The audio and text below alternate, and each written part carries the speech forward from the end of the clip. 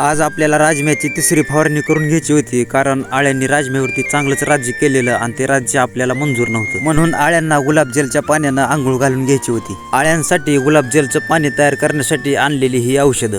तर नमस्कार मंडळी, मी आकाश तवले.